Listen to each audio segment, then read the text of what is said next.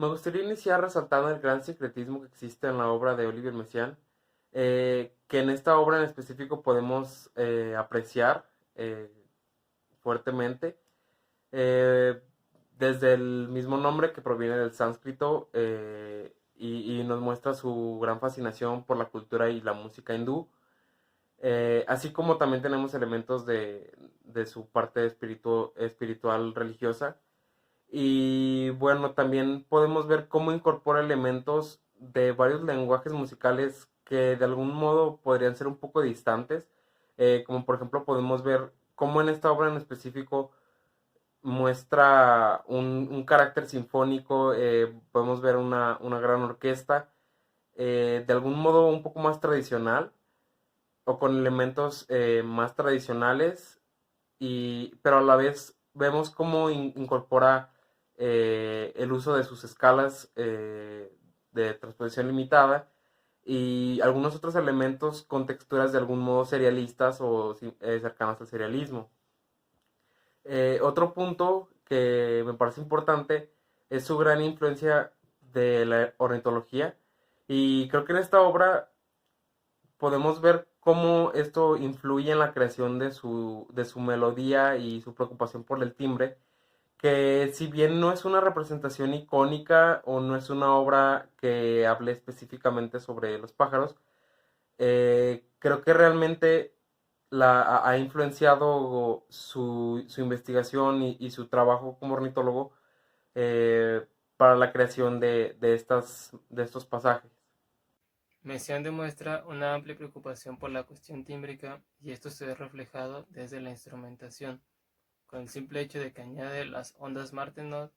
y también un amplio número de instrumentos de percusión, los cuales en su mayoría poseen un timbre metálico, como es el caso de la celesta y las campanas en sí mismo. Todo esto le permite generar unas texturas muy interesantes y sobre todo novedosas. Otra característica que encontramos en esta obra es que la melodía sigue teniendo un papel protagónico pese a la densa armonía que se maneja a la vez. Messiaen nos deja claro en su tratado Técnica de mi lenguaje que para él la melodía va a seguir teniendo un papel protagónico sobre la armonía, que va a servir para amplificar el mensaje que se está transmitiendo con la melodía. Esto lo notamos, por ejemplo, en el segundo movimiento, en el que las ondas Martenot incluso parecieran tener una especie de papel como solista, incluso se asemeja bastante el timbre como al de una voz humana, ¿no? Dando a entender como si fuera un canto.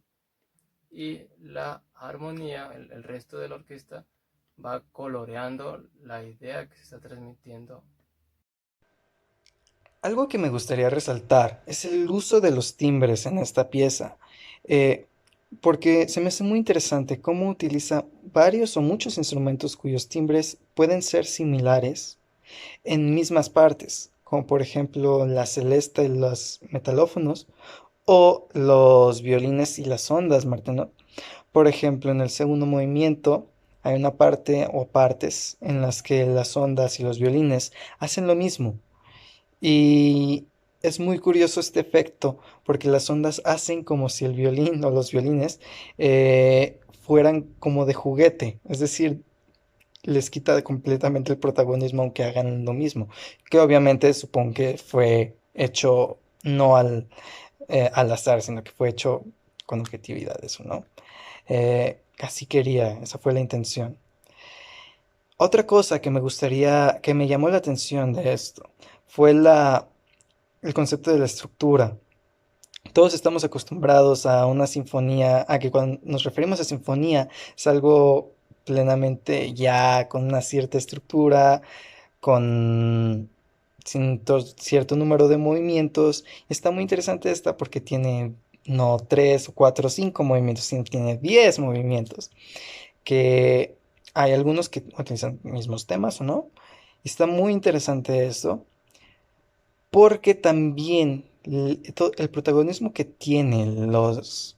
ondas y el piano podrían incluso hacer que pareciera un concierto para piano y ondas, más que una sinfonía. Eh, Eso es una cosa que me llamó mucho la atención. Y el último punto que me gustaría a mí mencionar es el cómo puede haber tantos momentos saturados y a su vez, bueno, por contraste, tan poco saturados, como por ejemplo, eh, hay partes en las que la melodía es muy reconocible, es muy resaltable y es muy incluso cantable, es muy distintiva. Y hay partes en las que por tanta saturación es muy complicado distinguir la melodía a pesar de que ahí esté. Eh, Eso es algo que también siento yo que vale la pena resaltar de esto.